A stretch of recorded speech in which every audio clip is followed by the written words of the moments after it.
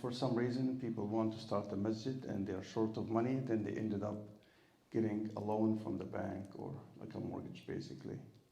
So we say in English, what's done cannot be undone. If it's done, to start with, it's haram to deal with interest, okay?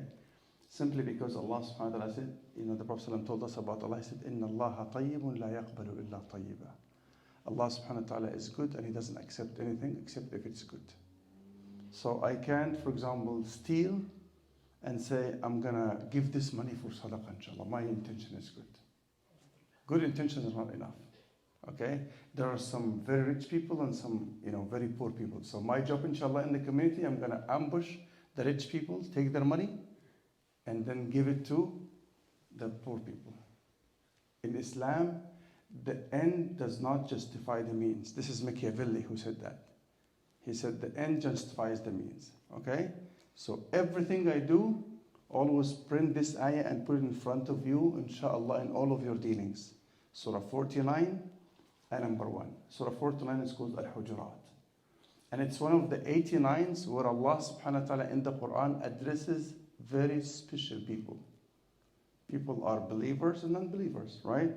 And Allah gave us the free will. وَقُلِ الْحَقُّ مِنْ رَبِّكُمْ. That's, Surah 18 that we should be reciting every Friday, ayah number 29. فَمَنْ شَاءَ فَلْيُؤْمِنْ وَمَنْ شَاءَ فَلْيَكْفُرْ. You have the free will, the free choice to believe or not to believe. Nobody can force you. But you have to take responsibility. If you choose to believe, alhamdulillah. Allah told us, وَأَمَّا الَّذِينَ آمَنُوا وَعَمِلُوا الصَّالِحَاتِ إِنَّا لَا نُضِيعُ أَجْرَ مَنْ أَحْسَنَ عَمَلًا. As for those who believe and do righteous deeds, we will never send to waste their good deeds and their hard work. But Allah warned us, if you choose to disbelieve, He said, إِنَّا أَعْتَدْنَا لِلظَّالِمِينَ نَارًا. We have prepared for those who will be unfair to themselves and unfair to everyone around them and unfair to Allah, and they choose to disbelieve, we have prepared for them hellfire.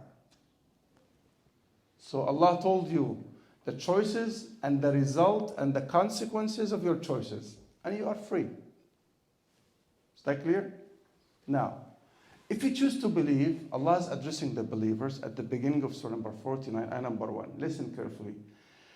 يَا أَيُّهَا الَّذِينَ آمَنُوا. Do you know what does that mean? O you who believe. Is Allah talking to you? Yes. And to me? Yes. I'm proud, wallahi. And I wish I could achieve that level of iman that Allah gives me the honor to talk to me. And Abdullah ibn Mas'ud, I'll always call this until you memorize it. He said, when you hear Ya ayyuha alladhina amanu, don't listen only with your ears. Give your heart too. Because after Ya ayyuha alladhina amanu, in the 89 times in the Quran, Allah will tell you, do something or stay away from something. Is that clear? So always Allah will tell you, do something. After Ya ayyuha alladhina amanu, it's a command or a prohibition, which is something bad for you. Stay away from it. Sometimes you may know the wisdom, sometimes you may not. But the meaning of the fact that you're a Muslim is that you submit to Allah without argument. Then it's up to Allah to show you the wisdom, or it's up to Allah not to show you the wisdom. But if you are going to ask why all the time, then you're not worshipping Allah, you're worshipping your reason. You want to take it here first. But a Muslim, إنما كان أمر المؤمنين إذا دعوا إلى الله ورسوله ليحكم بينهم أن يقولوا سمعنا وأطعنا. The state or the condition of a believer, when Allah subhanahu wa ta'ala commands them and asks them to do something, they would say, we listen and obey. But what do we do today? We listen and disobey. Or we listen and argue. Or we listen and we turn a deaf ear or a blind eye. If you're a true Muslim, you say, سَمِعْنَا وَأَطَعْنَا. I submit. Not only that, the ayah that I shared in the khutbah today, I didn't have time to give you the story, but it's time to give you the story now. When there's a dispute that arises amongst the ummah, we have to take it back to Allah and His Messenger. And I'll give you 2 ayahs. Before I keep exciting you for the ayah that you should print out, but just stay tuned, inshallah, it's coming. 2 ayahs. When there's an argument, when there's a dispute, where there's like a difference of opinion, when you don't agree with your spouse, your friend, like your neighbor, your Muslim brother, okay, take it back to who? Listen carefully to the ayah. You take it back to Allah and His Messenger. Surah is number 4. Ayah is number 59. Let me repeat this again. Surah 4, Ayah 59. So say 459. We're not talking about a radio station, okay? We're talking about 4 is Surah Nisa. And ayah number 59. It's one of Ya ayyuha alladhina amanu again. One of the 89 times, O you who believe. Allah subhanahu wa ta'ala says, Ya ayyuha alladhina amanu, O you who believe. Na'am ya Allah. Yes Allah. Ati'u Allah.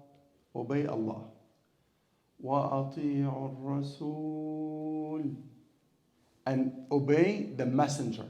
Listen carefully, the third one. وَأُولِي الْأَمْرِ مِنْكُمْ. And those who are in charge of you. Those who are responsible for you. Okay? But have you noticed something? I said, obey Allah. That's exactly the ayah. And then Allah said, wa, meaning and, obey the messenger. When it came to those who are in charge of you, Allah said, and those who are in charge of you. Allah deleted the word obey. Why? Listen carefully, this is very deep. So obey Allah, it's absolute. If you disobey one command of Allah, you're out of Islam. You can pick and choose. Is that clear? So they say, ta'atullahi mutlaqa. Obedience to Allah is absolute. I can't say, Ya Allah, yani, we are in the 21st century and wearing the hijab or doing this is it's going to be embarrassing. You can pick and choose. You can be, part-time Muslim. Right? So, Allah said, Ati'u Allah. So, obedience to Allah is absolute. No discussion, no argument. Then He said, وَأَطِيعُ الرَّسُولِ. And obey the messenger. Allah also repeated the verb, the command. And obey the messenger. Again, why? Because obedience to the messenger is mutlaqa, is absolute. No argument. If you deny one authentic hadith of the Prophet, you're out of Islam. If you make fun of a hadith and say, man, we live in the 21st century, what does this mean here? It doesn't mean anything today. When the Sahaba heard some hadith that they have no knowledge of, they say, we listen and obey. Why? Because when I say a messenger, by default, someone sent him with a message. A messenger is sent by someone, right? So when the Prophet ﷺ says, do this or don't do this, where is he coming from? Who's telling him that? Allah. So obedience to the messenger is by default obedience to the one who sent him with the message. So obedience to both of them is absolute. No argument, no denial. Is that clear? Now, when Allah talked about وَأُولِي الْأَمْرِ مِنْكُمْ, those who are in charge of you, you are working in a company, there's somebody who's, the manager, there's a president of a country, there's a king of a kingdom, right? Those people, is their obedience equal to the obedience of Allah and His Messenger? No. The answer is no. It's conditional. This is why Allah took the verb وَأَطِيعُوا when it comes to أُولِي الْأَمْرِ. Why? They said, obedience to ulil amr, to those who are in charge, is conditional to their obedience to Allah and His Messenger first. So if a human being other than the Prophet ﷺ comes and tells me, you know what, we are in a very bad situation, and the economy is down. We want to build a masjid for Allah, so we're going to get a loan and we'll make tawbah after that, inshallah. He's acting exactly like the brothers of Yusuf. You know what they did? They made a plan to kill Yusuf. And they made a plan of tawbah before they kill Yusuf. Allahu Akbar. Look what they said.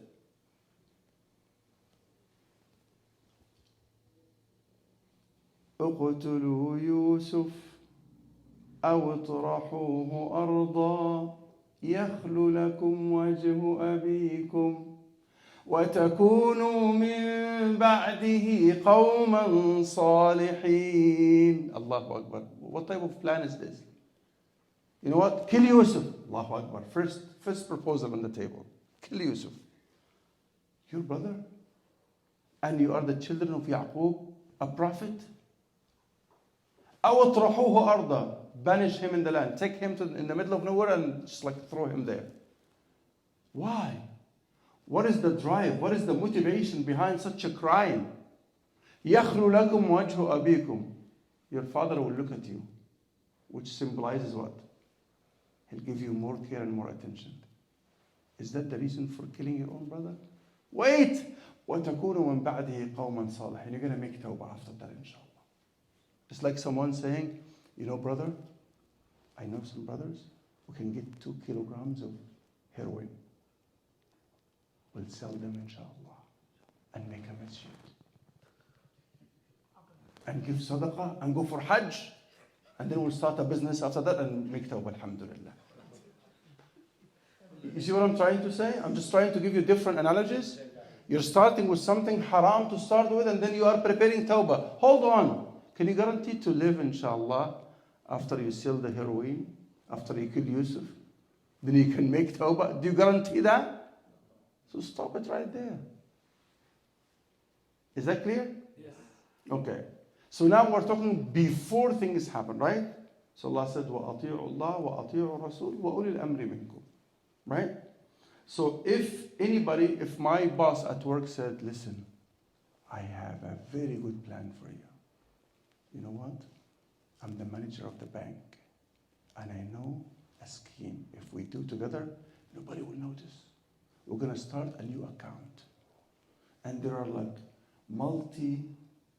billion companies working with us. We'll just draw some cents from these companies and drop them in their account.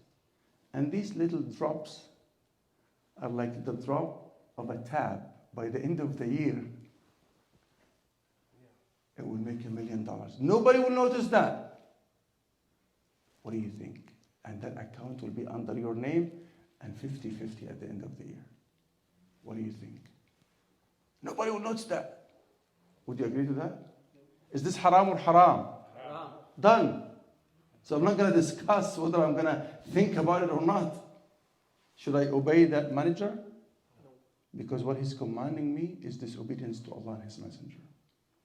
Is that clear? Yes. Okay. Then Allah said, okay, now there's an argument. Like, man, let's do it. If we don't do this, I'm going to fire you. You know, like, we have to build this masjid, like, because we're going to look good in front of people, you know. And inshallah, we'll be the board of that masjid. And inshallah, we'll do everything halal. We'll bring a good sheikh and we'll guide the community. But look at the foundation first. Right? So Allah said, فَإِن تَنَازَعْتُمْ فِي شَيْءٍ. So if you cannot agree and there's a dispute, فَرُدُّوهُ إِلَى اللَّهِ وَالرَّسُولِ. Take it back to Allah and His Messenger.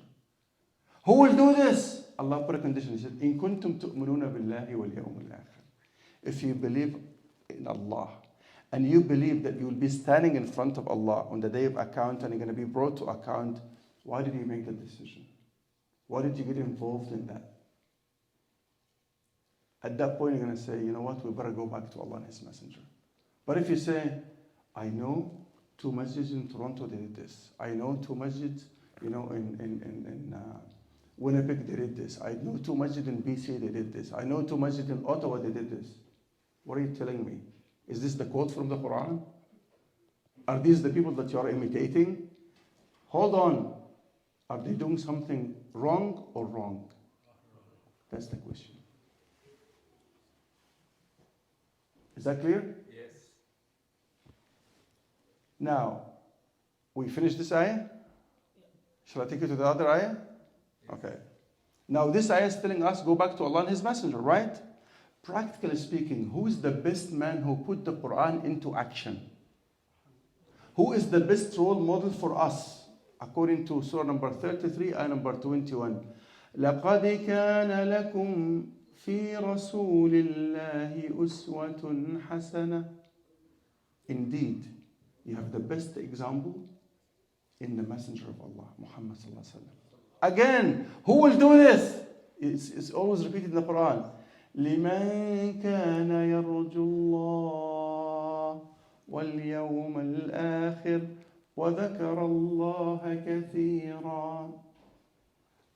Those who will take the Prophet ﷺ as the best example are those who believe in Allah and the last day. You see, always they're thinking about that day. I'm going to stand in front of Allah. I'll be given a record of everything I have said, everything I have done. And they remember Allah all the time. Is that clear? Now, let me give you the other ayah. Then we're going to go to the first one that we started with. Repeat after me. 465. So we finished 459. Let's move to 465. The same surah. Surah number 4. What's it called? An-Nisa, mashallah. Women, right? They say Islam is oppressive to women. Is there a surah called Men, Ar-Rijal in the Quran? Subhanallah. And they say Islam is oppressive to women. That's ignorance. Right? Allah dedicated a whole surah called An-Nisa. And He talked about the rights. Right? So what does Allah say in this ayah? Allah is addressing Prophet Muhammad ﷺ, and I'm going to tell you the story behind it. He said, فَلَا وَرَبِّكَ لَا يُؤْمِنُونَ. O Muhammad, with your Rabb, with your master. I don't like the word Lord because it has biblical and human connotation. Okay? So I use the word Rabb itself or master. فَلَا وَرَبِّكَ لَا يُؤْمِنُونَ. O Muhammad, with your master, they wouldn't attain full iman. حَتَّى يُحَكِّمُوكَ. Until they take you as a judge. فِي مَا شَجَرَ بَيْنَهُمْ. When there's a dispute or argument amongst them. And then once the Prophet ﷺ passes a judgment, he says you should do this or you shouldn't do this. Allah said, ثُمَّ لَا يَجِدُوا فِي أَنفُسِهِمْ حَرَجًا مِمَّا قَضَيْتَ. And then after you say that's the right thing to be done, they shouldn't have any hard feelings in their hearts. Because sometimes I feel or I think I know. So somebody comes and says, this is wrong, I'm going to say, huh? How come? I've been doing this. I've been believing in this for a long time. It's exactly what Quraysh told the Prophet ﷺ when he came with something new. He said, no 360 idols. There is only one God. They said, man, we have been doing this for how many years? Our forefathers have been doing this. Allah rebutted. Allah subhanahu wa ta'ala refuted this mentality by saying, قُلْ أَوَلَوْ كَانَ آبَاؤُكُمْ لَا يَعْقِلُونَ شَيْئًا وَلَا يَهْتَدُونَ.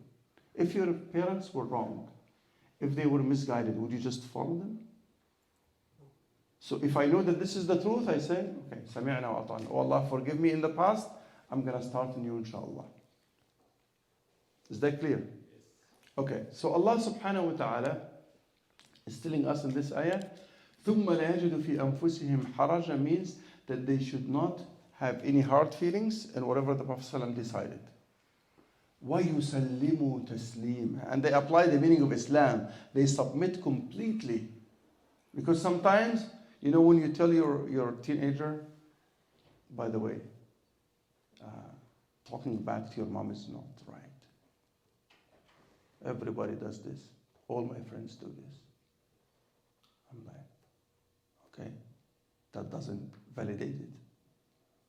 Because Allah subhanahu wa ta'ala all the time in the Quran, He will say, whenever He uses the word most or the majority of people, something negative will come behind after that. And Allah subhanahu wa ta'ala uses few in the Quran, something positive will always be there. I'll give you 3 examples. وَمَا أَكْثَرُ النَّاسِ وَلَوْ حَرَصْتَ بِمُؤْمِنِينَ. O Muhammad, the majority of people, even though you are keen to bring them to Iman, they will not believe. So it's not my fault. If the majority of people outside, how many people are living on earth today? 7 billion approximately. How many of them are Muslims? And how many of the Muslims are practicing Muslims? So don't use the word, everybody's doing this. I don't care. It doesn't validate it that most people are doing it. Is that clear? You're going to be responsible for yourself on the day of judgment. Allah's not going to ask you about what people did. Allah's going to ask you. وَإِن تُطِعْ أَكْثَرَ مَنْ فِي الْأَرْضِ يُضُلُّكَ عَنْ سَبِيلِ اللَّهِ. If you follow the majority of people on earth today, they will misguide you and take you away from the path of Allah. Would you like more? But the word few, there is a prophet who spent 950 years inviting people to Islam. وَمَا آمَنَ مَعَهُ إِلَّا قَلِيلٌ. Few people accepted Islam at his hands. You know, one of the best narrations, they said 18 people believed in Nuh alayhi salam. 950 years. Can you just try to divide 18 by 950 people? How many people per, like how many, it's like people, how many people, you know, per year?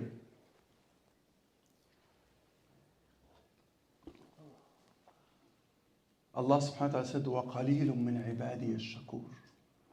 Very few people amongst my slaves, true slaves, are grateful. But the majority are in denial. They are ungrateful. So don't use that mentality, that argument, like, you know, everybody's doing this. Most people are doing this. Allah's not going to ask you about people. Allah's going to ask you about you. كُلُّ نَفْسٍ بِمَا كَسَبَتْ رَهِينًا. You're held accountable for yourself. Is that clear? So what's the story behind this? Why did Allah subhanahu wa ta'ala share that story? Like, you know, oh Muhammad, by your master, they wouldn't attain full iman until they accept your judgment, and they wouldn't have hard feelings, and they will submit completely. You know, as Zubair ibn al-Awam, have you heard about Zubair, one of the 10 promised Jannah while they were still walking on earth? He's the cousin of the Prophet ﷺ. Okay? He had a piece of land. And there was another companion, another Sahabi, who had a piece of land next to the land of Az-Zubair radiallahu anhu. The land of Az-Zubair, the level of the land was a bit higher than the land of his neighbor. Okay? So when they wanted to irrigate the land, to bring water, to cultivate the land, they started arguing, should they bring the water to the neighbor of Az-Zubair first or to Az-Zubair's land first? And then when they had a dispute, they went to the Prophet ﷺ. They said, Prophet of Allah, come and tell us what to do. And the Prophet ﷺ, when he saw the level, he said, it's logical that you bring the water to the land of Az-Zubair and then open part, and then the water will be easily coming to the other land. It's not going to be the harder way. And then the man, the neighbor said, "And kana ibn ammatik? Are you saying his land should be irrigated first because he's your cousin?" And Allah revealed the ayah. The Prophet ﷺ was so decent. He wouldn't even talk or argue with people. Allah said, فَلَا وَرَبِّكَ لَا يُؤْمِنُونَ. These people will never attain full iman until they take you as a judge. When a dispute arises, as they have done now, and then once you pass a judgment, they shouldn't have any hard feelings in their hearts. The Prophet ﷺ was never biased. If you're saying this, let me ask you a very simple question. In the Battle of Badr, the first battle of Islam, when the 3 giants of Quraysh came out for the duel, you know, it was the custom of the Arabs before they start, you know, the spark of any battle was like some people will come and challenge individually, and then after that, the battle will start. So when the 3 giants of Quraysh came out, Utbah and Shaybah and Walid, who came out to challenge them? Some passionate people from the Ansar. And the Prophet said, please, go back. And those champions of Quraysh, they said, we want our peers. We want our rivals. They need champions from the immigrants, not from the Ansar. So whom did the Prophet ﷺ command? He commanded Hamza, his uncle, his family member. He's not biased. If I'm going to sacrifice, I'm going to sacrifice my own family first because I'm leading by example. Ali, radiallahu anhu. And Ubaidullah al-Harith, his cousin. So the 3 people were family members of the Prophet ﷺ. He said, he's telling people, no, when it comes to sacrifice, my family will be in the front. And they said, Ali radiallahu anhu, even though he was known to be brave, he said, when the battle is really, really like getting so, hot, he said, we used to be behind the Prophet ﷺ while he's fighting because he's the first one. Immigration. Is it something easy to leave your own country and you're forced to leave simply because you're a Muslim? Who was the first couple to leave Mecca to Abyssinia? It was Ruqayya, the daughter of the Prophet, and her husband Uthman ibn Affan. So if I'm leading by example. I'm not saying, oh no, keep my family to the end. Let everybody else die. Let everybody face challenges. No. So you can't come and say, because he's your cousin, So Allah said, no, they will not be true believers and have full iman until they take you as a judge. And once you pass a judgment, they shouldn't have hard feelings against your judgment, and they should submit completely. Is that clear now? Okay, that's the story behind this ayah. Let me jump back to the first ayah that I started with. We said 49:1, right?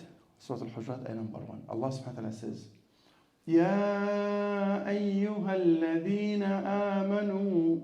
Say, Na'am ya Rabb. Allah's talking to you. You're very special. As if, and to Allah belongs the best example. If somebody's calling you here now and you like that person, what would you do? Would you wait? You'd pick up the call right away, right? And you will smile. It means I love that person. And you wouldn't even want to end the conversation if the other person, the other end wants to say, okay, inshallah. It's like, no. I wanted to tell you something else. And I wanted to ask you a question. And can we meet inshallah? Because you love that person. So if Allah is calling you now, what should you do? Pick up the call right away and say, yes, Allah, I'm here. Ya ayyuha alladhina amanu la tuqaddimu bayna yaday Allahi wa rasulih. Allah is saying, oh, you who believe, if you're a true believer, don't put anyone in front of Allah and His Messenger before you make any decision or you say anything in your life. Meaning, I'll make it simple.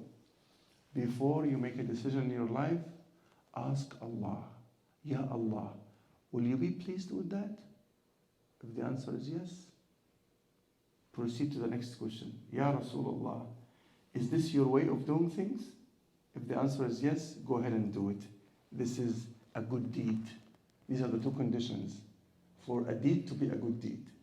And when Allah subhanahu wa ta'ala said in ayah number 2, in surah number 67, Surah Al-Mulk, He said in the first ayah, تبارك الذي بيده الملك وهو على كل شيء قدير. We know this one. Second one, الذي خلق الموت والحياة. And then He summarized the purpose of our life in the following part.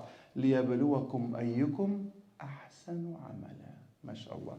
He's repeating with me. He memorizes the ayah. MashaAllah. So Allah subhanahu wa ta'ala said, لِيَبْلُوَكُمْ. So the purpose of this life is summarized in this part of the ayah. Allah has created us, and we were nothing, and then He brought us to this life as a test. Where's the test? أَيُّكُمْ أَحْسَنُ عَمَلًا. Who will be the best when it comes to what? The quality of deeds or the quantity of deeds? Did He say أَكْثَرُ عَمَلًا or أَحْسَنُ عَمَلًا? That's the difference. أَكْثَرُ عَمَلًا means too many deeds, mashallah, but you were showing off. Done. Not accepted.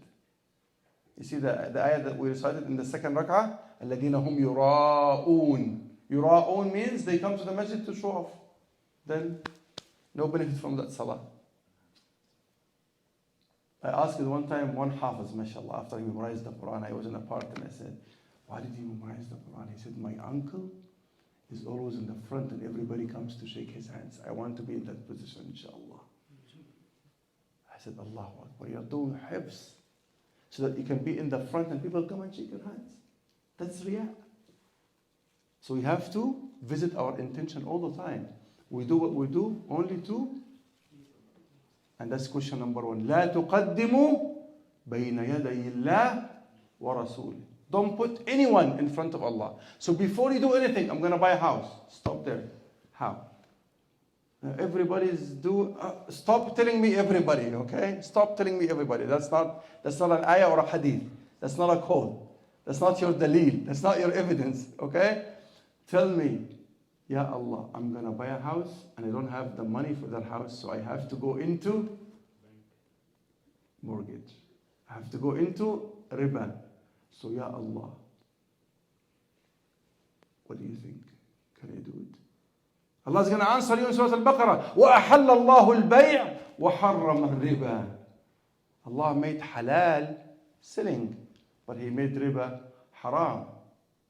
But is there sometimes situations where I can go for that? Yes, but you have to ask first. Is it a necessity? Who will decide that? Not you, because mashallah, I told you many times, how many Muslims do we have today? 1.8 billion.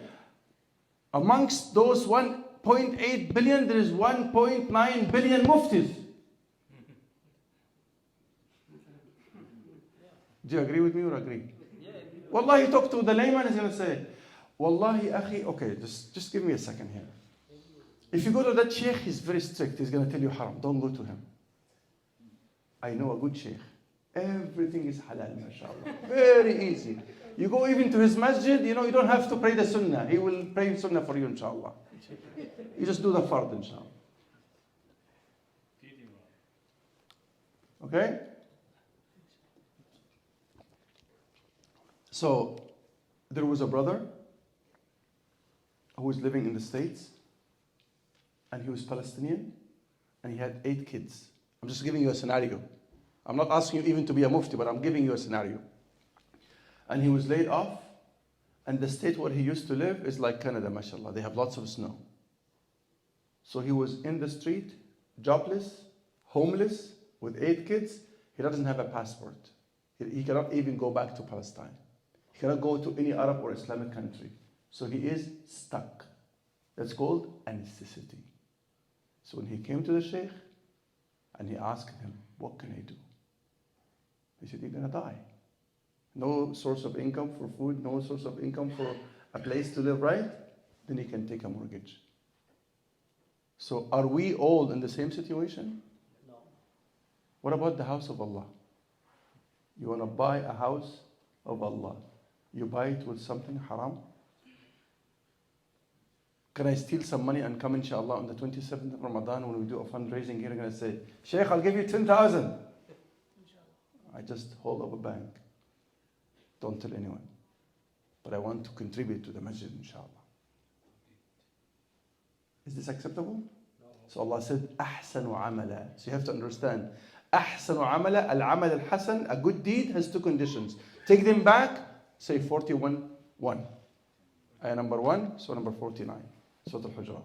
Right? لا تقدموا, you can memorize it in Arabic. يا أيها الذين آمنوا لا تقدموا بين يدي الله ورسوله. Don't ask anyone. Ask Allah first and then ask His Messenger. If you don't know, ask the scholars who will lead you to know what Allah says in this area. Right? So I give you simple answers and simple analogies. Okay? If I don't have money to buy this phone, should I just go and borrow money and buy that phone?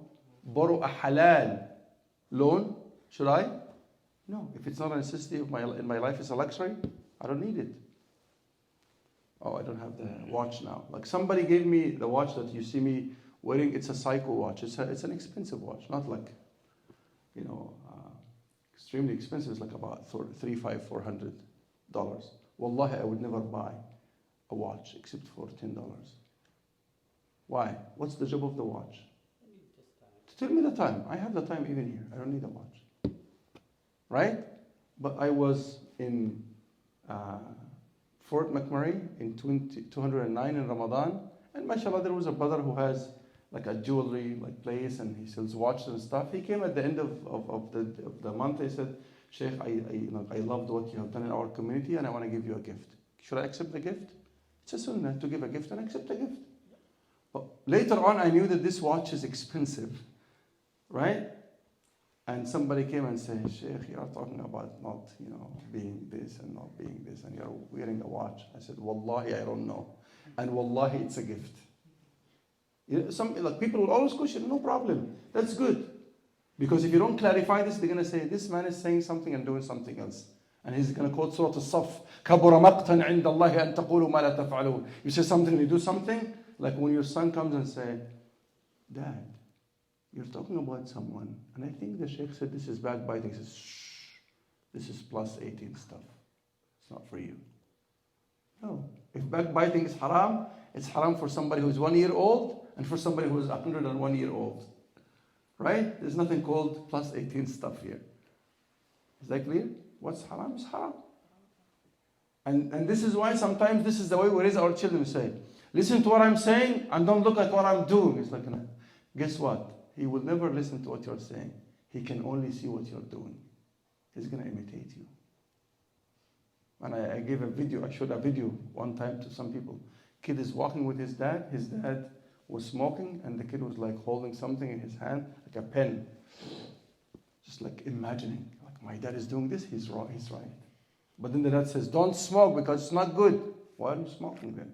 He's not going to say it when he's young, but when he becomes as tall as you, he's going to say, what about you? You come back at like Asr time, right? And you say to your son, did you pray? He's going to say, no, not yet, because he's young, right? But when he becomes that tall, you say, did you pray? He's like, what about you? Right? Because the best way is to lead by example. And I gave you the example of the Prophet ﷺ. Right? So going back to conclude after this long story, because I wanted to make it very clear to answer your question, is would you start the house of Allah subhanahu wa ta'ala based on something haram? No. Let me give you a last example. Do you know when a janazah comes to the masjid at the time of the Prophet ﷺ, when a dead body comes, a funeral, the Prophet ﷺ would ask one question before he leads the salah on the janazah. And that's what I do all the time. Is he in debt? Is she in debt? And then if they say yes, he will say, let someone else lead the janazah, I'm not going to lead the janazah. Hold on. He's talking about a halal debt, not a haram debt. Is that clear? He's talking about a halal debt. Like, I came to Brother Awlad, and I know he's a multi-billionaire, mashallah, say, Brother Awlad, can you just give me 100,000 till the end of the year? That's halal, right? He's going to tell me, okay, I'll give you the 100,000. How much do you need by the end of the year from me back? It's like 100,000. We're Muslims, man. It's like, Jazakallah khair. This is a halal debt. But if he tells me, okay, I'll give you the 100,000, but inshallah, at the end of the year, you give me 110, inshallah. What's that 10? Man, it's like interest. A nice word, interest. No, I'm not interested, akhi. Jazakallah khair. If you give me 1,000 till the end of the month, I give you back 1,000. That's halal. So imagine if the man is in debt, and it's a halal debt, the imam of the ummah wouldn't lead the janazah on that person. And one time, he asked the same question, and they said, yes, he is in debt. And the Prophet said, let someone else pray on him. And Abu Qatada radiallahu anhu, one of the Sahaba, said, Daynuhu dayni ya Rasulullah. I'll pay off on his behalf, ya Rasulullah. But please pray on him. So the Prophet prayed on him. First day, after he buried the janazah, he asked Abu Qatada, did you pay off? He said, not yet. Second day, same answer. Third day, same answer. Fourth day, he said, أَأَدَّيْتَ عَنْ? Have you paid off his debt? And Abu Qatada said, yes. He said, الْآنَ بَرْضَتْ جِلْدَتُ. Now the punishment in the grave stopped. And it's a halal debt. What about a haram debt? So if this is between the humans and the humans, what about between you and Allah? Is that clear? So the answer is clear. But now let's go to the second scenario. It's already done. Are you talking about something that's already done? Yes, already. Okay. So what's done cannot be undone. Let's be realistic in Islam, right? So what should I do? I should try my best to pay off that debt as soon as possible. As soon as possible. That should be my intention. I should try to go and get a qarda hasan, an interest-free loan from some people and pay that money. Try to bring the Muslims together like brothers. Each one give 1,000, 2,000, 10,000, whatever. This is the house of Allah. We want to pay it off for now, and then we're going to pay you back, inshallah. So to start with, it's haram, but if it's done, then we should pay it off as soon as possible. When a brother comes to me, he's like, I have a house by mortgage, I have a car by mortgage. He already had it. He's not asking me, can I? If he says, can I say, no, don't do it. Is that clear? So what's the alternative, akhi? Because some of you might say, what is the alternative? Everybody's owning a house. What about me? You want to own a house regardless of the consequences? It's up to you. But if you know the consequences and you say, no, I did it, but I regret now. I say, okay, now we can talk. So try to pay it off as soon as possible. Try even if you can afford to, because once you are paying a mortgage, it means you can pay a rent, but the rent is halal. But you say, Sheikh, it's the same thing because I'm paying off the mortgage of someone else. I said, would you like to act like him? Do you believe the same faith like him? No. And wallahi, a brother came to me one time in another city, back about maybe 10 years ago, and he told me, and I said, try to get rid of your mortgages, because he had 4. A house he lived in, another house he was renting, mashallah, to bring revenue for him. A car that he was driving and a car that he was using, renting. And I said, it will be difficult. You'll go through difficulty. But at least you will meet Allah and you will have no issues with Allah. Because can I just even go in detail about this? Because this is a very important topic. I know I took too much time to answer one question, but it's a big topic by itself. Because many of us could be, falling into this. When they tell you own a house by mortgage, can I just ask a naive question? Do you own the house? That's number one. I'm going to discuss it in very simple terms. Do you own the house? I'm sorry, it's the bank that owns the house. Reason is, once a recession hits, once you lose your job, what's the first question? Turn in the keys, get out of here. And they sell the house. So in reality, you don't own a house. Let's say you are 35 and you go into a mortgage. And the mortgage is going to be for 30 or 35 years. Are you guaranteed to live, inshallah, another 35 years to own that house? I know many people, wallahi, they didn't finish paying off and they left this dunya. Number two, how much do you pay? Almost by the end of that term, 30, 35 years, you would have paid 3 or 4 times the price of that house. Is this halal in Islam? Is this something acceptable?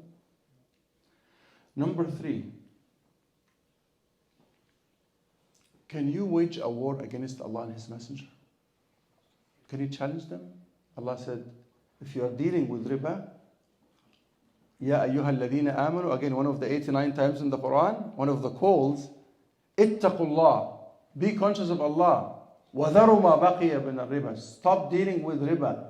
In kuntum mu'minin. Allah said it's a condition. If you're a believer, if you claim to be a believer.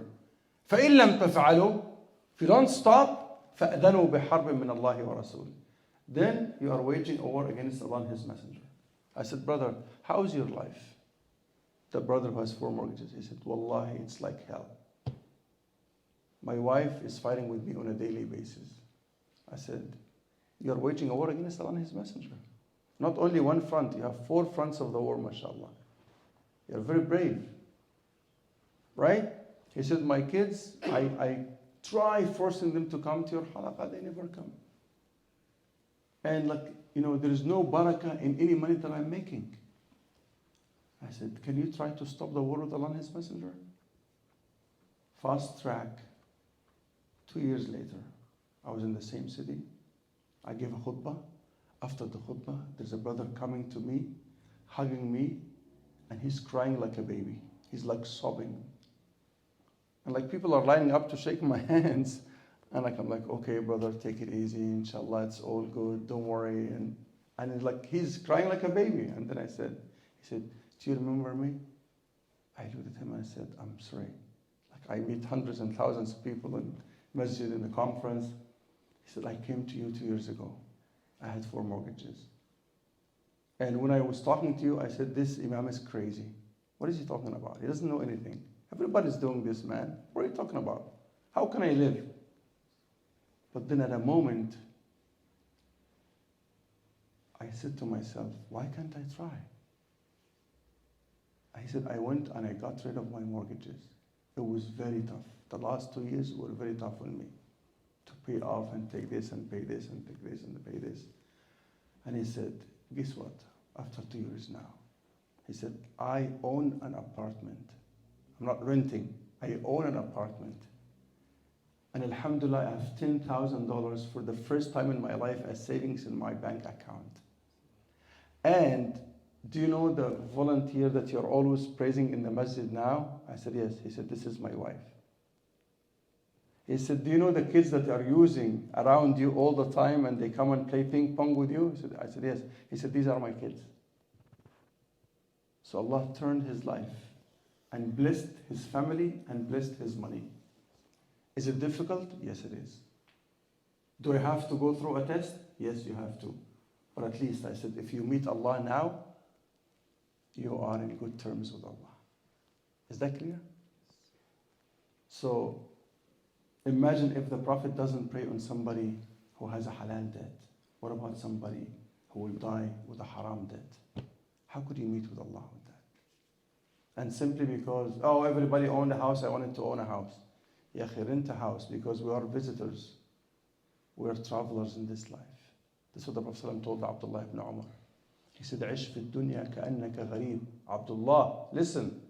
Live in this life as if you're a stranger. If I'm a stranger, I'm coming to this city. When I first came, when you met me, like, what do I carry? 2, 3 bags. Right? And he said, no, live as a traveler. Because a stranger might have all his belongings and he's going to move from one city to another. He said, no, as a traveler. A traveler has a bag or two and he's always ready to leave. So when you leave and meet with Allah, you know, your load will not be heavy. Is that clear? And this is why they asked Abdullah ibn Umar after applying the advice of the Prophet, they said to him, man, how you trust this life? He said, if I made it to the evening, I am not sure if I can make it to the morning. But you know our plans, mashallah, we have a 10-year plan, 20-year plan. There is nothing wrong with that, wallahi. To plan your life is nothing wrong. But do you have a plan for your akhirah too? Planning for the dunya is not wrong. But do you have a plan for akhirah? What if you meet Allah tonight? Are you ready? Or are you going to say, no, I just need a month. I have many accounts to settle, I have many people to talk to, I have to apologize to this, I have to give this back to this. Think about this. Okay, so if we already engaged in something, try to get rid of it as soon as possible. Next question. Yes. Okay, let's just break it down in a very simple way. You say interest. What's interest? Interest is riba. So you're telling me giving is halal or taking is haram, or taking is halal and giving is haram. We're just talking about riba. Who will decide? Allah said, Allah made it haram. Period. No discussion. Very simple. When somebody comes and tries to play around, I know some people will tell you, it's like a return on your money. It's, and this is the game of giving beautiful names to things that are haram. They're not going to tell you, like go against the Sunnah and go against the Quran and no hijab. They're going to say to you, fashion, man. Are you not following the fashion? What's the fashion? Take off the hijab. Be fashionable. It's not alcohol, akhi. It's called spirits. It's called spirits. Spiritual drinks. Come on. Don't lie to me. Don't try to make things look nice. Okay? You give it whatever name you want. Whatever will make me toxicant is haram. Done. And they'll tell you, well, I'm a social drinker. I just drink a bit. I don't get drunk. You know what the Prophet ﷺ told us? He made it clear. In Sahih ibn Hibban, made it clear. Okay? Chapter 30, the topic is called toxicants. He said, مَا أَسْكَرَ كَثِيرُهُ فَقَلِيلُهُ حَرَامٌ. If you drink too much of something and it makes you, intoxicant, he said, then drinking a little bit of it is haram. Why? Because you never know. That social drinker, go to the rehabilitation centers. They will tell you most of the addicts were social drinkers at the beginning. Then they get angry, they drink more. That's it. This is why I was in another city and there was a car accident. And there was like a line of cars and we're sitting there. It's not moving.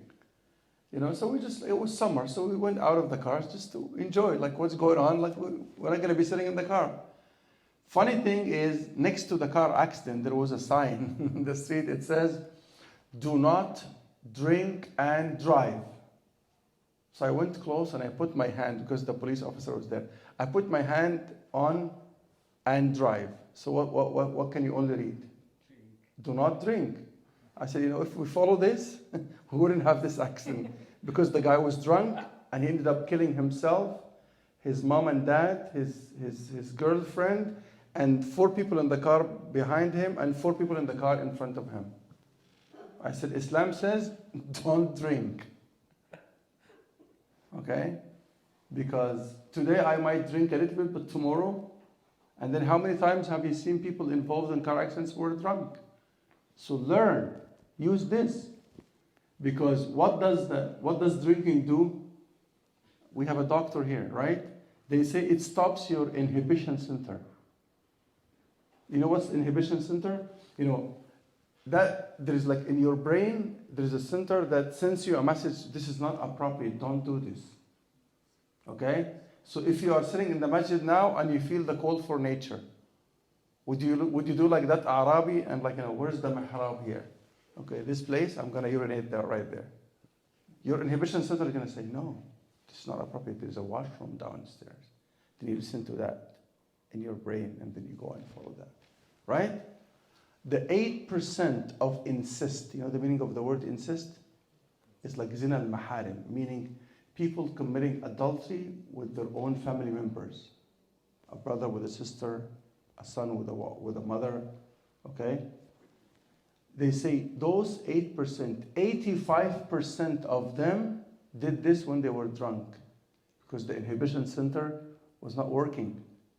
So you can't do this with your mother. Do you know what the Prophet said about riba?